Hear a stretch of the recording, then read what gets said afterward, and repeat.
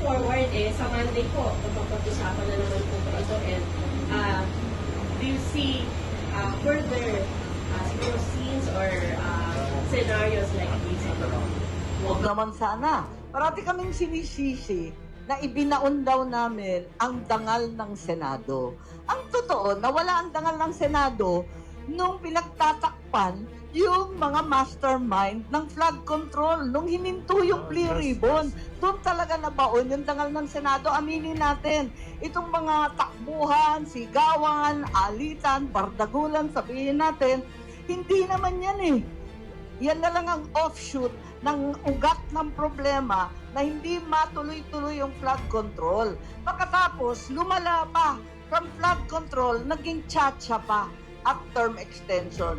Doon naman talaga nababaon ang aming institusyon ng Senado, ng inyong Senado. Doon talaga nagkakaproblema. Ngayon, kung ano ang itutuloy, inaasahan ko na mag-uusap-usap sa mga susunod na araw at sana magkasundo na kasi hindi naman maganda itong sila na ang nagsabi ng napaka-unparliamentary na kulong na ang dalawa sa inyo. Kaya pinagpipilitan ninyo. May ganun eh. Hindi ba unparliamentary at offensive naman yun? Ikalawa, sila pa yung nag-walk out. Sila pa ang may tapang mag-walk out. Tama ba yun? Kaya eto nga, sana magkasundo na yung dalawang panig. Titiisin na namin sila. Tiisin na rin nila kami. Pero wag naman ganon. Pag sila, pwede. Pag kami, hindi pwede. Hindi naman tama yung ganon. So, magka-caucus pa, hindi ko sigurado, supposed to be bukas, pero parang magkaka-meeting pa ng bukas ng gabi at magdidesisyon kung anong mangyayari by Friday. So, tignan natin, sana magkasundo na sa lalong madaling panahon dahil para sa akin gusto ko natutukan ng trabaho at lubayan na itong mga issues na pampolitika na hindi naman magdudulot ng karagdagang pagkain, ng gasolinang abot kaya, ng kalusugan para sa lahat.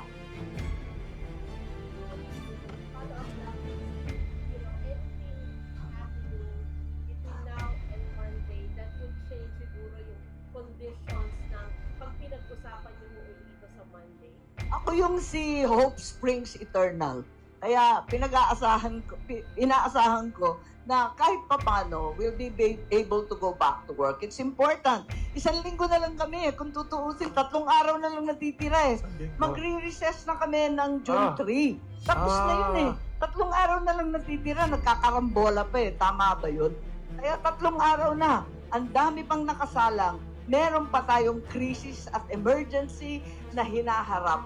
Ang nakatutok lamang, ang tinututukan lamang, puros politika. Ito talaga, nakakahiya ito sa ating bansa.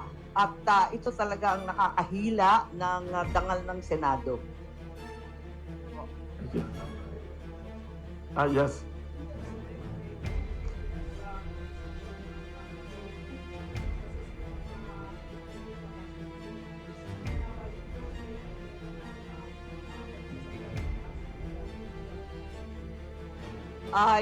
Yun nga ang naririnig namin, ang dami-daming kaso. Ilan na ba? Pati si Senator Marcoleta, ayan, kahapon may announcement na naman. Pagkatapos si Senator Jinggoy, Senator Joel, Senator Cheese, yung 2 Villar, si Camille at si Mark Villar. Isang katutak na talaga yung kaso eh. Inuubos yata kami sa kaso, tapos nakatenga pa na may ICC warrants na susunod. Kaya si Senator Bongo daw, nasa listahan na naman. Pananakot ba to o pang-aapi? Hindi ko na maintindihan. Palibasa, hindi sila nanalo dyan. Nakailang beses na papalit-palit yung Senate President. Bakit ganito katindi? Noon naman natalo kami. Hindi kami bumoto kay Senator Tito Soto. Wala naman umalma eh. Quiet lang kami. Kahit tinanggal lahat ng aming committee, ayos lang. Nagpasalamat pa rin kami. Kasi naniniwala kami sa proseso. Hindi kami kapit-tuko sa posisyon. Pero ngayon, bakit ganito? Hindi naman nangyari ito dati.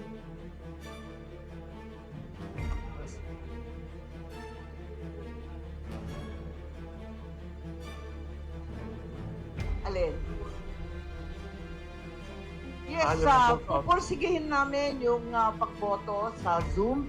Nakita naman ninyo, nung panahon nila, Nagpila naman si Senator Ontiveros, si Senator Soto, Senator Ping, Senator Kiko Pangilinan.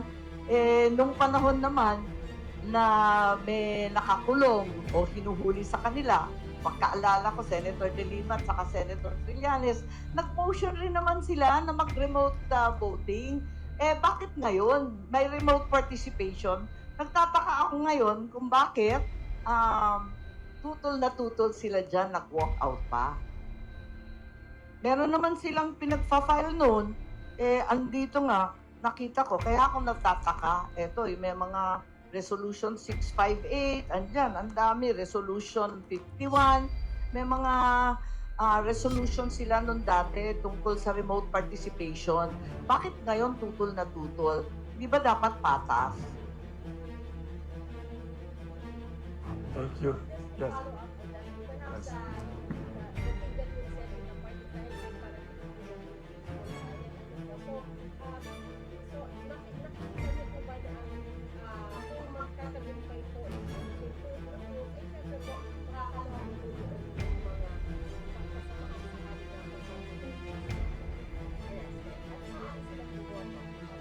The Senate has great leeway in the Constitution and upheld repeatedly by the Supreme Court in formulating its own rules for impeachment. Ang Senado mismo ang gumagawa ng kanilang mga patakaran para sa impeachment. Kaya, kung mag-agree ang Senado na ito ang karapat-dapat, pwede naman talagang gawin. Wala namang bawal dun eh. Kaya pinagtatakang ko, napakarami na ng president dyan. May president rin sa walkout. Alam rin natin na yung Korte Suprema, nag-ruling na rin dyan na pwedeng ituloy-tuloy ng rump session. Kaya nagtataka ako, mas marunong sila. Yung iba nakakatanda sa amin, sa karanasan at sa edad. Abay, bakit nagkaganon?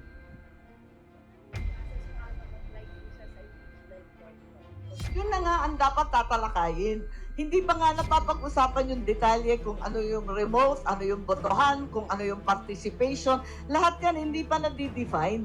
Kaya nagtataka ako kung bakit nag-walk out. Wala pa naman pinag-uusapan. Very interesting. Ala, nauwi tayo sa Oo. walk out. Ay, yes.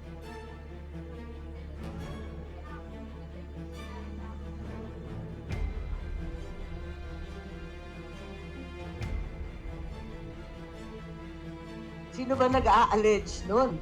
Kasi narinig naman ninyo ang nangyari. Galit na galit sila, sabi nila, unparliamentary.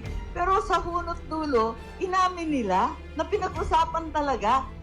Inamin nila yung meeting, inamin nila yung date at saka yung location.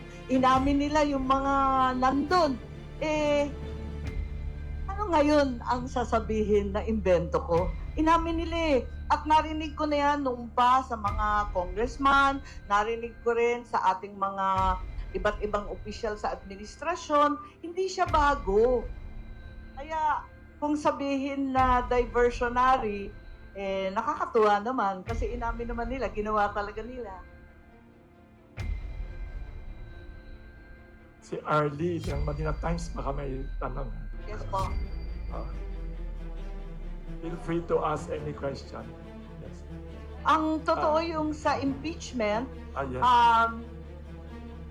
nung nagkaroon nga ng paglusob ng Senado nung May 13, nag-iintay nga kami dun eh. Nag-aantay kami. Hindi nga diversionary. Nakatutok kami lahat doon. Nagkakaupos kami. Pinag-uusapan kung anong gagawin sa impeachment para maging transparent, maliwanag, mabilis, maayos. At inabangan nga namin yung articles of impeachment. Kaya late kami, alas 7 na, nandun pa ka rin. Nagtatambay kami, paano? Inaantay namin at sinisigurado na matanggap ng maayos yung articles of impeachment ng Senado. Kaya nandun kami. Wala kaming balak talagang upuan, yung sinasabi na pagtatakpan.